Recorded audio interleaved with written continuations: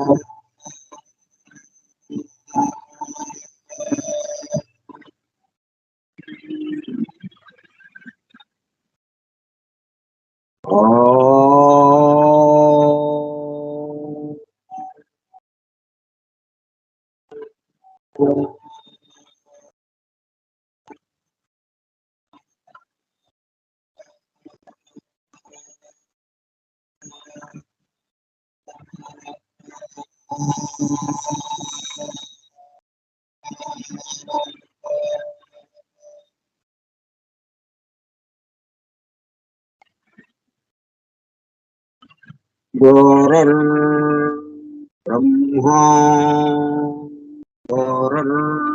गुरुर्विष्णुः गुरुर्देवो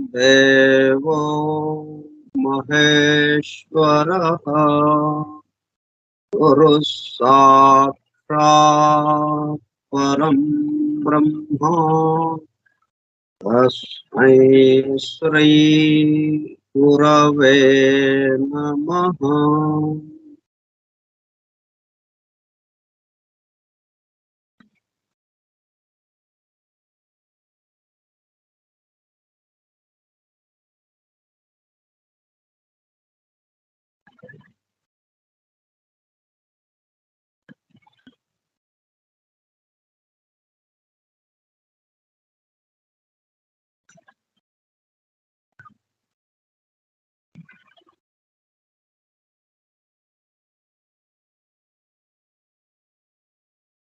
వాసుదేవ హల్లెలూయా.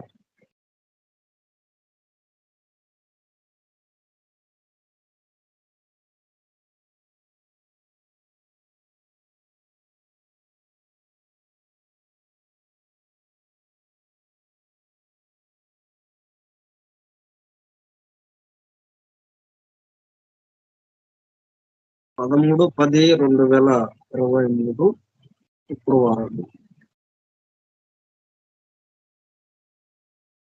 ఉదయం 10:15.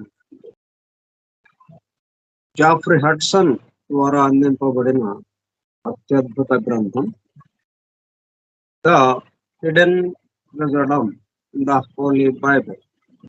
నిగూఢముగా రహస్యముగా దాగి ఉన్న దైవమే పరిశుద్ధ బైబిల్ గ్రంథం. బైబిల్ రహస్య ప్రకాశం. స్కైప్ గ్రూప్ సోదర సత్యాన్వేషక బృందమునకు స్వాగతం. అందరకు నమస్కారం.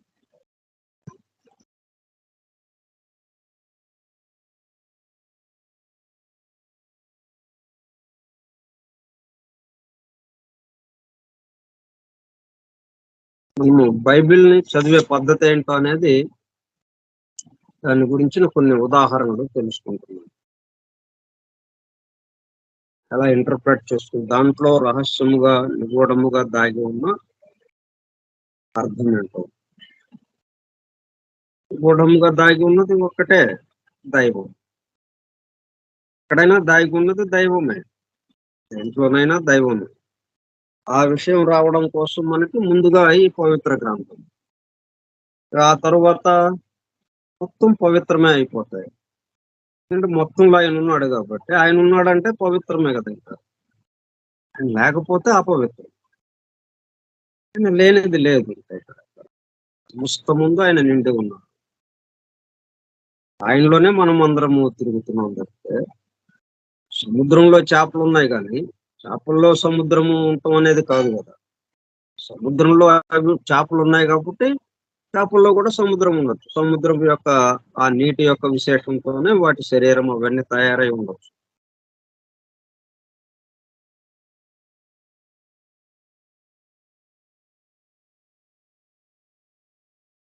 The logos of the soul, ఈశ్వర చైతన్య తరంగం ఎట్లాగా ఈ ఈ సృష్టి మొత్తాన్ని 7 లోకాలుగా ఎలాగ చేస్తుంది, 7 లోకాల్లో ఉన్న జీవుల్లో ఎలాగా ప్రసరిస్తుంది, ఎలాగా చేస్తుంది, ఇవన్నీ చూసుకున్నప్పుడు సమస్తము ఆయనతో నిండి ఉన్నదని అర్థము.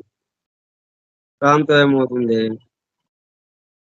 సబ్జెక్టివ్ ఎక్స్పీరియన్స్ లోకి వెళ్ళిపోతుంది. దివ్యానుభూతిలోకి వెళ్ళిపోతాం, ఆత్మానుభూతిలోకి.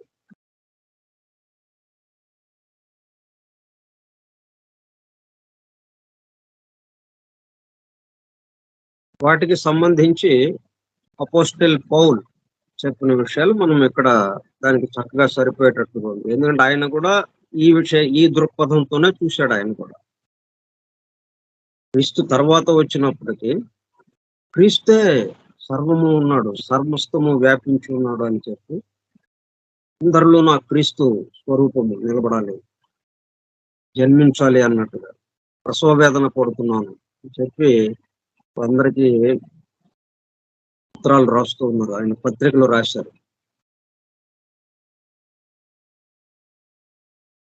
Even the physical presence on earth of the historical Christ, whom Paul never met. భౌతికంగా ఆయన కలవలేదు. మనం ఉన్నాం, సివివి గారు ఎవరో మనకు తెలియదు భౌతికంగా, ఇప్పుడు ఎవరిని ఆయన్ని కలవలేదు కదా. ఈకే గారు భౌతికంగా కలవలేదు మనం, కానీ నిరంతరము వాళ్ళతోనే ఉంటున్నాము. వాళ్ళు చెప్పిన విషయాలే స్మరించుకుంటూ, ఆయన్ని స్మరించుకుంటూ, ఆ విషయాలతోనే మన జీవితం మొత్తాన్ని మార్గదర్శనంగా మనకి మార్గం చూపిస్తూ ఉంటే ఆ మార్గంలో వెళ్ళిపో ఉన్నాం. మరి భౌతికంగా కలవాల మనం. అట్లాగే క్రీస్తుని భౌతికంగా కలవలేదు పౌలు ఆయన, అపోస్టల్ పౌల్ కలవలేదు. అయినా కానీ తనలోనూ నింపుకున్నాడు, ఈ సమస్త మందు ఆయన ఉన్నాడని అనుభూతి చెందుతున్నాడు. అట్లాగే అందరూ కూడా ఆ అనుభూతి చెందాలి ఆ పద్ధతిలో అని చెప్పి అందరికీ ఉద్బోధ చేస్తున్నాడు.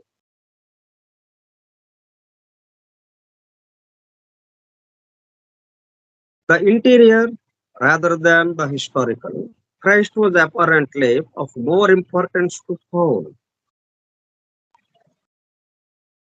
ఆయన భౌతికంగా తిరిగాడు ఉండొచ్చు కొన్నాళ్ల పాటు ఈ నేల మీద క్రీస్తు అనే పేరుతో ఒక భౌతిక దేహంలో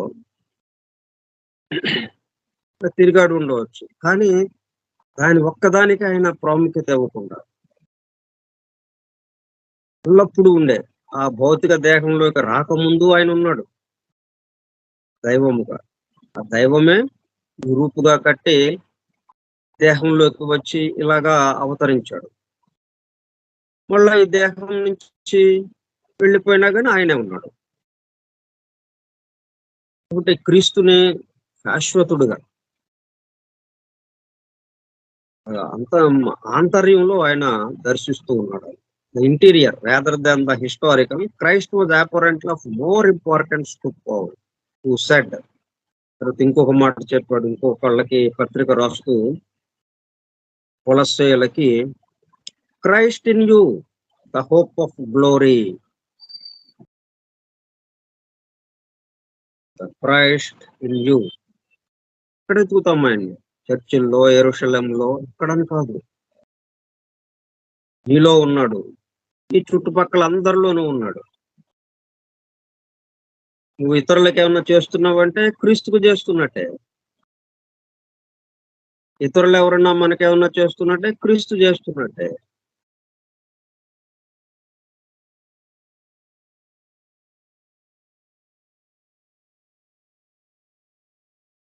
ద హోప్ ఆఫ్ గ్లోరీ, ఆయన యొక్క ప్రకాశం, మహిమ, ప్రభావం ఎక్కడుంది? మీలోనే. దాన్ని మనం బైబిల్‌లో ఎలా ఉందో చదువుదాం. కొలస్సీయులకు 1:20.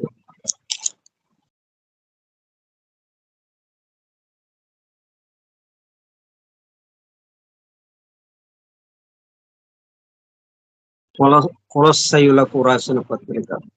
అపోస్తలుడైన పౌలు కొలస్సీయులకు రాసిన పత్రిక. ఇది నూతన నిబంధన గ్రంథంలో ఉంది. ఈ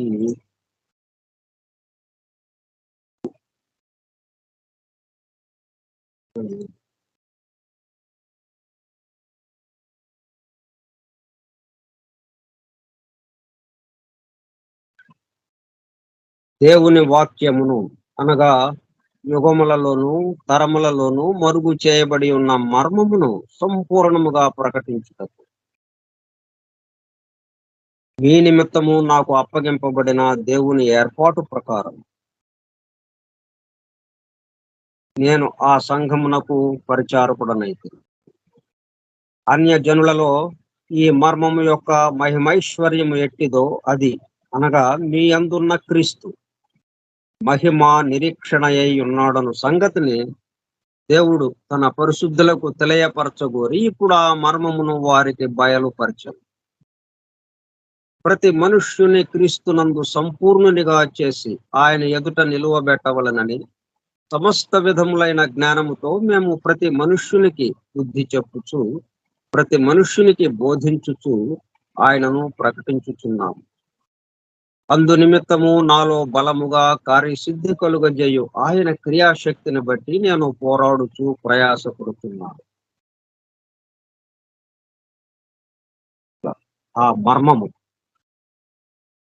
రహస్యముగా నిగూఢముగా దాగి ఉన్నది ఏదైతే ఉందో మనకి బాహ్యంగా కనపడేది రూపము. ఆ రూపాన్ని నడిపేది ఆ చైతన్యం. ఆ మర్మముగా ఉన్నదేమిటి? చైతన్యం, ఆత్మ. ఆ పరమాత్మ తత్వం, ఆ దైవము.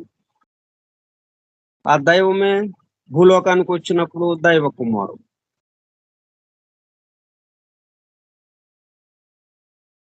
దైవమే దైవ కుమారుడుగా వచ్చాడు ఇక్కడ. దైవము అక్కడెక్కడో ఉన్నాడు, ఈయన్ని పంపించాడు అన్నట్టు కాదు ఇక్కడ.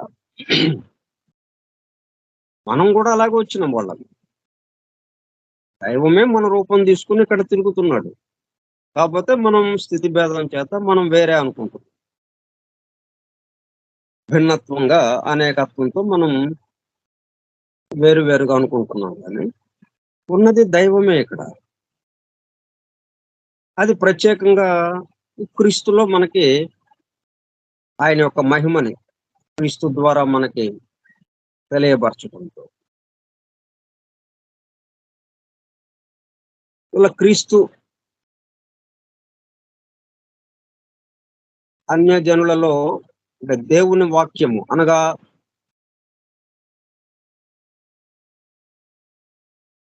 యుగములలోను తరములలోను మరుగు చేయబడి ఉన్న మర్మమును బాహ్యంగా మనం చెప్పుకోవటం కాకుండా అంతరంగంలోకి వెళ్ళిపోయేటప్పుడు కల్లా మొత్తం ఒక్కటిగా అయిపోతాం. సంపూర్ణముగా ప్రకటించడం మీ నిమిత్తము నాకు అప్పగింపబడిన దేవుని ఏర్పాటు ప్రకారం నేను ఆ సంఘమునకు పరిచారకుడనైతే అన్య జనులలో ఈ మర్మము యొక్క మహిమైశ్వర్యము ఎట్టిదో అనగా మీ అందున్న క్రీస్తు మహిమ నిరీక్షణ అయి ఉన్నాడను సంగతి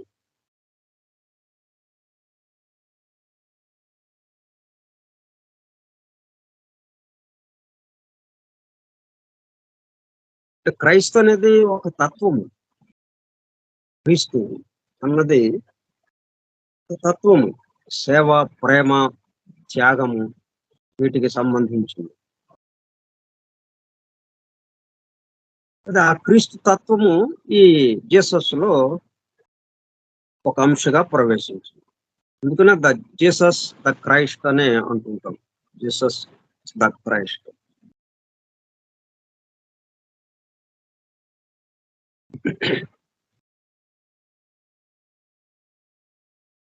వీళ్ళందరిలోనూ ఆ సేవ, ప్రేమ, త్యాగం కావాలి కదా మనకు. ఆ క్రైస్తు తత్వం, క్రీస్తు తత్వము మనందరిలోనూ ఉన్నది. ఉన్నదాని పట్ల మనము మేల్కొంటాం.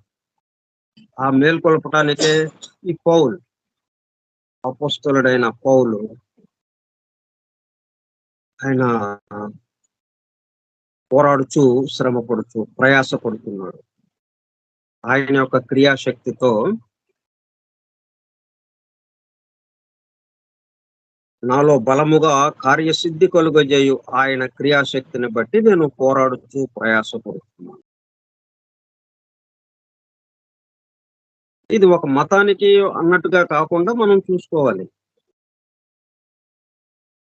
అందరిలోనూ సేవ, ప్రేమ, త్యాగం. ఎందుకంటే ఈ కలియుగానికి అత్యవసరమైన లక్షణాలు ఇవి. ఎందుకని అత్యవసరము? ఈ పూర్తిగా మృగ్యమైపోతాయి. ఈ పూర్తిగా అడుగంటిపోతాయి. ఈ కలియుగానికి వచ్చేటప్పుడు. 3 లక్షణాలు ఉండవు. 3 లక్షణాల బదులుగా నా కోసం ప్రతిదీ నేను ఎట్లాగా పైకి రావాలి, నేను ఎట్లాగా అభివృద్ధి చెందాలి, నేను అభివృద్ధి చెందడంలో అవతల వాళ్ళని ఎలా ఉపయోగించుకోవాలి, ఇటువంటివన్నీ వస్తూ ఉంటాయి. పూర్తిగా తన మీదే కేంద్రీకృతం అయిపోయింది. తన తన జీవితము, తన కుటుంబము, తాను ఉన్న దానికి దానివల్ల ఏమవుతుంది? ప్రేమ అడుగంటిపోతుంది. త్యాగము అసలు ఉండదు. సేవ అది ఉండదు. ప్రేమ ఉన్నప్పుడు ప్రేమ ఎప్పుడొస్తుంది? వీళ్ళందరి కోసం అన్నట్టుగా చూస్తాయి. ప్రేమ వచ్చేటప్పటికల్లా సేవ వచ్చేస్తుంది. సేవ వచ్చేటప్పటికి త్యాగం వచ్చేస్తుంది. అసలు ఆ లక్షణాల కోసం అని చెప్పి జీసస్ ద క్రైస్ట్ భూమి మీదకు వచ్చాడు, అవతరించాడు. ఆ దైవము క్రీస్తు రూపంలో ఈ జీసస్ రూపంలో క్రీస్తుగా అవతరించాడు ఇక్కడ. అందరి కోసం, సమస్త మానవాళి కోసం. అంటే ఇట్లాగా మనకి కృష్ణుడి వరకు అవతారం అదొక పద్ధతిలో వచ్చింది. రాముడిది అదొక పద్ధతిలో వచ్చింది. అంటే ఆ యుగానికి తగినట్టుగా అది వచ్చింది. ఇప్పుడు ఈ యుగానికి తగినట్టుగా ఇప్పుడు అవసరమైనవి ఏవైతే ఉన్నాయో, అందుకే మీ మొత్తం పాప భారాన్ని నేను మోస్తాను అని చెప్పి ఆ మాటతో వచ్చాడు మన దగ్గరికి.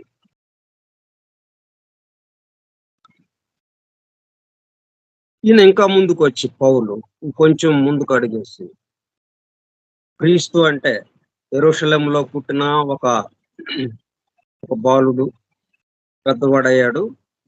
ఒక దేహంతో తిరిగాడిన అతను కాదు. దైవం అందరిలోనూ ఉన్నవాడు. అందరిలోనూ ఉన్నవాడు. వాడి పట్ల మేల్కొనండి. అందుకే నేను ప్రసవ వేదన పడుతున్నాను మీకోసం. మీలో ఆయన జన్మించడానికి నేను చెప్పుకుంటూ వచ్చాడు. ఇప్పుడు ఇక్కడ కొలస్సీయులకు రాసిన దాంట్లో ఏమంటున్నాడంటే, మీ యందున్న క్రీస్తు మహిమ నిరీక్షణ అయ్యున్నాడన్న సంగతిని దేవుడు తన పరిశుద్ధులకు తెలియపరచగోరి ఇప్పుడు ఆ మర్మమును వారికి బయలుపరిచింది. అందరిలోనూ క్రీస్తు ఉన్నాడన్న మర్మం, ఆ రహస్యాన్ని బయలుపరిచాడు. అది మీకు చెప్పడం కోసం మీ దగ్గరకు నేను పోరాడుతూ ప్రయాసపడుతున్నాను అని చెప్పాడు.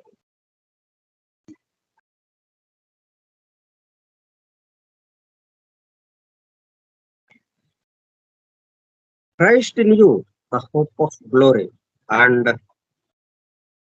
ఇంకా ఇంకొకళ్ళకి అంటే ఫిలిప్పీయులకి వాళ్ళకి ఇంకొక పత్రిక రాస్తూ, work out your own salvation with fear and trembling, for it is God which worketh in you. Work out your own salvation. ఇదంతా దేనికోసము అంటే మళ్ళీ మోక్షం కోసం, బంధ విముక్తం కోసం. బంధ విముక్తం ఎందుకు అవసరం వచ్చిందంటే బంధనాల్లో ఉన్నాం కాబట్టి. బంధనాలు ఉన్నాయనే అర్థం ఏంటి? అనేకత్వంలో ఉన్నప్పుడు. భిన్నత్వాన్ని మనము భిన్నత్వంలో ఉన్నామన్న విషయం మనం తెలుస్తున్నప్పుడు, అనేకత్వంగా మనం ఉన్నప్పుడు అది బంధనం. బంధనాల్లో ఉన్నట్టుగా. ఆ బంధనాల నుంచి విడిపడటానికే ఆ మోక్ష స్థితికి అంటే ఏకత్వానికి వెళ్ళటం కోసమే ఈ ప్రయత్నం. బంధనాల నుంచి విడిపడడం అంటే ఏకత్వంలోకి వెళ్ళిపోవటం. ఉన్నది ఒకటే అన్న దాంట్లోకి. కాబట్టి మనందరికీ ఇది తప్పనిసరి కర్తవ్యం. ఎందుకని మనందరము అనేకత్వంలో ఉన్నాం, భిన్నత్వంలో ఉన్నాం. భిన్నత్వంలో ఉన్నామంటే బంధనాల్లో ఉన్నట్టే ఇంకా. బంధనాల్లోనే ఉన్నాం. ఈ బంధనాల నుంచి విడిపడాల్సిన అవసరం ఉంది. ఈ బంధనాలు ఎక్కడి నుంచి వచ్చినాయంటే ఇది సృష్టిలో ఆ ప్రణాళిక ప్రకారం సృష్టి యొక్క సహజ. ఇట్లాగా ఈ స్థితి భేదం లేకపోతే, ఈ అనేకత్వం లేకపోతే అనేక మంది రావడం అనేది కుదరదు. అనేక మంది కావాలని కదా ఆయన యొక్క సంకల్పం. ఆయన సంకల్పం ప్రకారం ముందేమవుతుంది, అనేకత్వంలోకి వస్తాం. అనేకత్వంలోకి వచ్చాక ఈ అనేకత్వంలో ఉంటూనే ఈ అనేకత్వం ఎక్కడి నుంచి వచ్చింది అన్న ప్రశ్నకు ఏకత్వమే అనేకత్వంగా మారింది అన్న గమనిక మనకు వచ్చినప్పుడు దాని పట్ల మనం మేల్కొనేటప్పటికి ఏకత్వ భావనతోనే మనము ఈ అనేకత్వంలో వ్యవహారం నడుపుతూ ఉంటాం. ఎక్కడికి వెళ్ళక్కర్లేదు, మనం ఇక్కడే ఉంటాం. అంత ముందులాగానే మన పనులు చేసుకుంటూ ఉంటాం, కానీ ఏకత్వ భావం.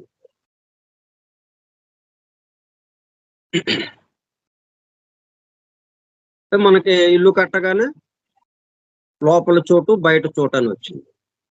ఇల్లు కట్టక ముందు ఒక చోటే ఉంది, బయట లోపల లేదు కదా, చోటు అన్నాం అంతే. ఇల్లు ఎప్పుడైతే కట్టామో రెండు అయిపోయింది, లోపల బయట. ఒక చోటే రెండుగా ఎలాగవుతుంది? అయిందిగా మరి ఎదురుగా మనకి. మనమేగా చెప్తున్నాం లోపల చోటు బయట చోటు అని. పోనీ దాన్ని మళ్ళీ చెట్టు కట్టిన ఇల్లు పడేసాము. పడేస్తే మళ్ళీ అంత ముందులాగా యథావిధిగా ఒక చోటే ఉంది అక్కడ, చోటు అన్నాము. ఇంకా లోపల బయట లేదు. మరి అంతకు ముందున్న లోపల చోటు ఏమైంది? అంతకు ముందున్న బయట చోటు ఏమైంది? లోపల చోటు బయటలోకి వెళ్ళిపోయి బయట చోటులో కలిసిందా? లేకపోతే బయట చోటు లోపలికి వచ్చేసి ఒక చోటుగా మారిపోయిందా? ఏం జరిగింది ఇక్కడ? ఏమీ జరగలేదు. చోటు చోటుగానే ఉంది. ఒక్క మిల్లీమీటర్ కూడా కదలలేదు అది. చోటు ఇల్లు కట్టక ముందు ఎలాగుందో, ఇల్లు కట్టిన తర్వాత అలాగే ఉంది, ఇల్లు పడగొట్టాక అలాగే. అయితే మనం ఈ స్థితి భేదం చేత అది రెండుగా అనుకున్నాం, లోపల బయట. అట్లాగే ఈ సృష్టిలో మనం వచ్చాము. ఈ భౌతిక స్థితికి వచ్చేటప్పటికల్లా రెండు అయిపోయాం. ఇప్పుడు మనకి ఈ అవగాహన వచ్చిన తర్వాత ఇదంతా అనేకత్వమే ఏకత్వంగా, ఏకత్వం నుంచే ఈ అనేకత్వంగా ఉంది. ఒకటే ఇన్ని రూపాలుగా తీసుకుంది అన్న గమనిక మనకు వచ్చిన తర్వాత, దాని పట్ల మనం మేల్కొన్న తర్వాత ఈ లోపల చోటు, మనం ఇంట్లోనే ఉంటాం, మనం ఇల్లేం పడగొట్టుకోక్కర్లా. మనం ఇంటిని చక్కగా వాడుకుంటూ ఉంటాం. మనం లోపల చోటు బయట చోటు అంటుంటాం, కానీ రెండు కలిసి ఒక చోటుకి సంబంధించింది అన్నది మాత్రం మనకి గమనికలోకి ఉంటుంది. ఒక పక్కన దాన్ని గుర్తుపెట్టుకుంటూ లోపల చోటు బయట చోటు అని వ్యవహరిస్తుంటాం. అయినా కానీ ఇది ఒక చోటుకి సంబంధించిందే. అట్లా అన్ని విషయాల్లోకి వెళ్ళిపోతుంది అది. ఆ విధంగా రావటం కోసం వర్కౌట్ యువర్ ఓన్ సాల్వేషన్. అంటే బంధన స్థితి నుంచి పోవాలి అంటే, బంధనాలు పోయి మోక్ష స్థితి రావాలి అంటే ఇక్కడి నుంచి వెళ్ళాల్సిన పనేం లేదు. ఈ భూలోకంలోనే ఈ పనులు చేస్తూనే, పనులు మారవు. ఈ భౌతికంగానే ఉంటాం మనం. ఇక్కడే మోక్ష స్థితిని అనుభవిస్తాం. Work out your own salvation with fear and trembling. అంటే భయముతోను, ఆందోళన వీటికి సంబంధించి ఆవేశాలను అనుభవించు. వణకు, కంపించు. ట్రెంబ్లింగ్ అంటే భయం, ఆందోళన. అలాగే ఫియర్ అన్నా కూడా భయం, భీతి, బెదురు, భయ కారణం, ఆలోచన. విత్ ఫియర్ అండ్ ట్రెంబ్లింగ్ అంటే వేటి పట్ల మనము ఈ భయం చెందటం, కంపించటం, వణకటం, ఆందోళన చెందటం దేని పట్ల? ఇదిగో ఈ అనేకత్వం పట్ల. అనేకత్వం కాదు, ఈ అనేకత్వము ఏకత్వానికి సంబంధించింది అని వెళ్ళటం కోసం. లేకపోతే అనేకత్వాన్ని వదలం కదా. ఈ భయము, ఈ ఆందోళన లేకపోతే మనకి దీని నుంచి వదలం మనం. With fear and trembling work out your own salvation.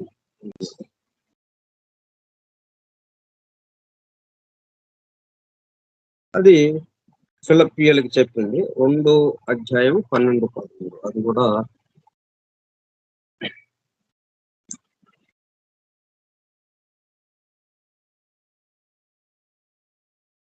ఫిలిప్పీయులకి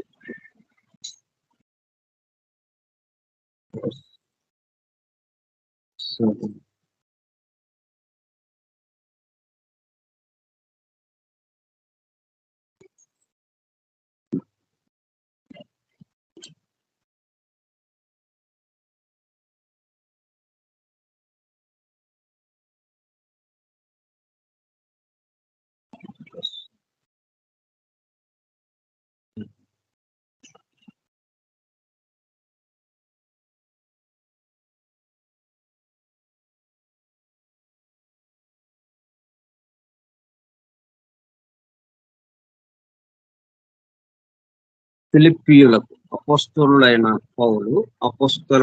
పౌలు ఫిలిప్పీయులకు వ్రాసిన పత్రిక.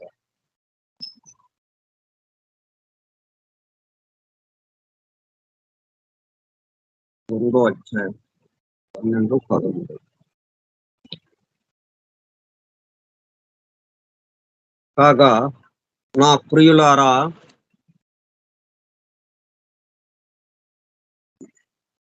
మనకి ఏదన్నా లెటర్ వస్తే ఎంత ఆనందంగా ఉంటుంది. ముందు క్షేమ సమాచారాలు అడుగుతారు. నేను ఇక్కడ క్షేమం, మీరు క్షేమంగా ఉన్నారని తలుస్తారు అని చెప్పి దాంతో మనకి ఉత్తరం ప్రారంభమవుతుంది. సరే, ఇప్పుడంటే లేదు.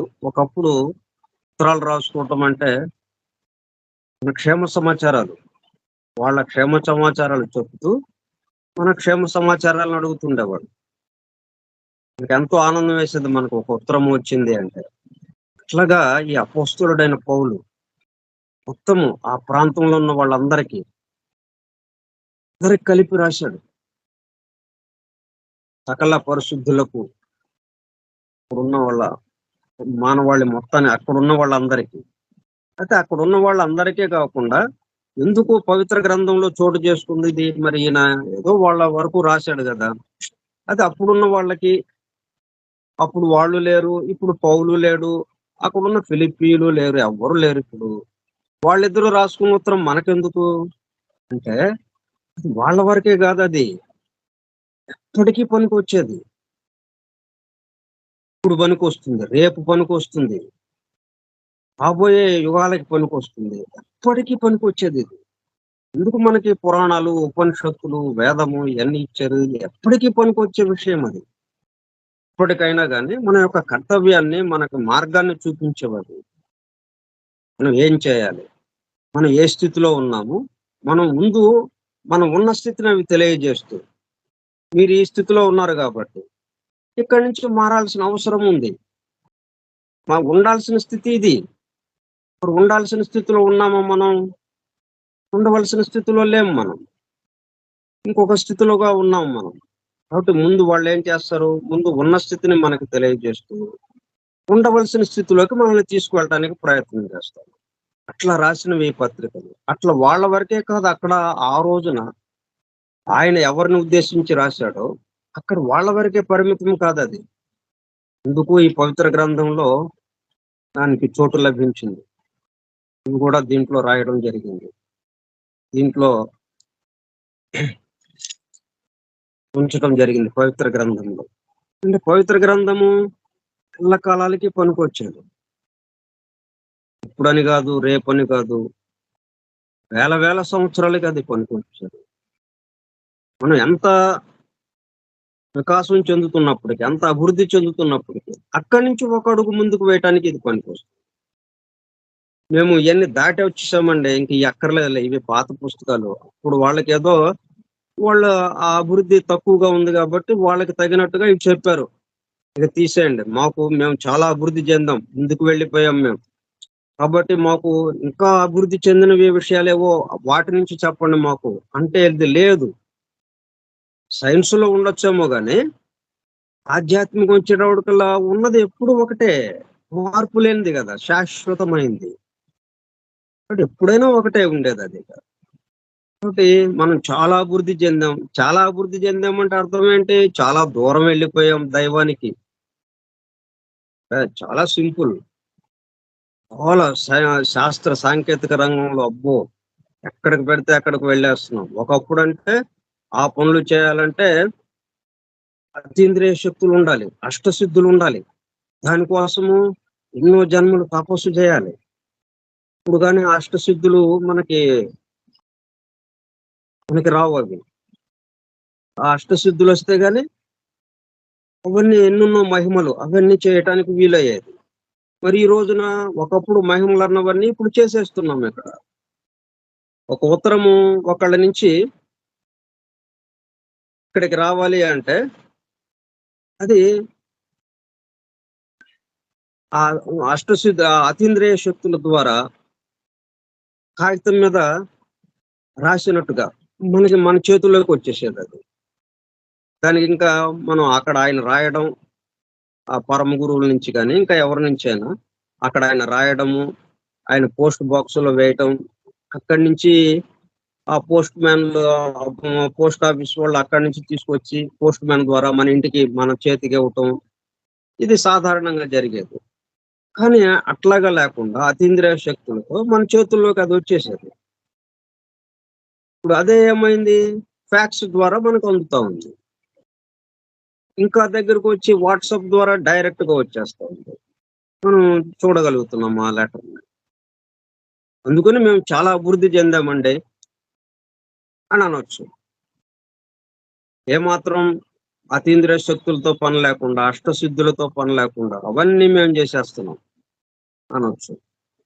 కానీ ఆ సందర్భంలో ఏమైంది? ఇంకా దూరం పెరిగింది మనకి. దైవానికి, మనకి దూరం ఇంకా పెరిగింది. కాబట్టి ఇక్కడ కావాల్సిందేంటి? దైవానికి దగ్గరవ్వటం. దగ్గరవ్వటమే గాకుండా దైవంగా మారిపోవటం. ఇది కావాలి. దానికి ఎప్పుడూ ఒకటే విషయం. దానికి అభివృద్ధి పరిచినట్టుగా ఇంకేమి ఉండదు. ఎప్పుడు జెప్పినా అవే విషయాలు. అందుకే ఈయన ఫిలిప్పీలకని రాసినప్పటికీ అది మనందరికీ పనికొస్తుంది ఇప్పుడు. రాబోయే తరాలకి పనికొస్తుంది. 2:19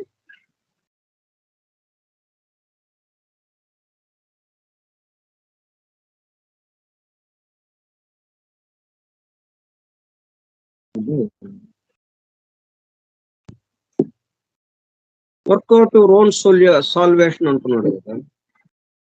అవునండి.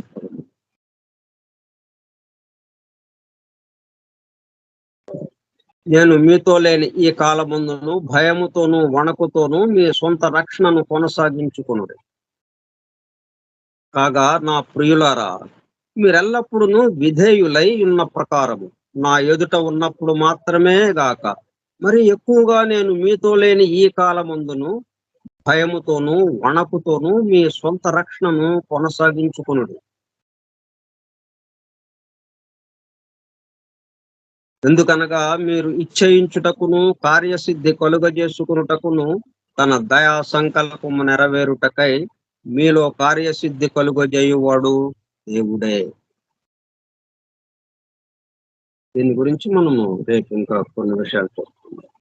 స్వస్తి ప్రజాభ్యః పరిపాలయంతాం న్యాయేణ మార్గేణ మహిం మహిషాః గో బ్రాహ్మణేభ్యః శుభమస్తు నిత్యం. లోకాః సమస్తాః సుఖినో భవంతు. లోకాః సమస్తాః సుఖినో భవంతు. లోకాః సమస్తాః సుఖినో భవంతు. ఓం శాంతి శాంతి శాంతి. ఓపికగా ఉన్నటువంటి సోదర సత్యాన్వేషక బృందమునకు ధన్యవాదాలు. Thank you all. ఇదంతా చెప్పుకుంటాం దేనికంటే ఇవన్నీ మనం మామూలు స్థాయిలో మొదటి స్థాయిలో ఏంటి, మనకి ఏదైనా బాధ వచ్చినప్పుడు, ఏదైనా కష్టం వచ్చినప్పుడు, అనారోగ్యం కలిగినప్పుడు, ఆ బాధ నుండి, ఆ కష్టం నుంచి, ఆ అనారోగ్యం నుంచి కాపాడటం ఎవరు కాపాడతారా అని చెప్పి, అంటే మనకు అంతకుముందు అటువంటి కష్టం వచ్చి వాళ్ళు ఎవరినో ప్రార్థిస్తే వాళ్ళకి ఆ కష్టం తొలగింది అనేది వాళ్ళు మనకి చెప్తారు. అప్పుడేంటి మనం అప్పుడు ఆయన వైపుకి తిరుగుతాం, మనం ఆయన్ని ప్రార్థిస్తాం.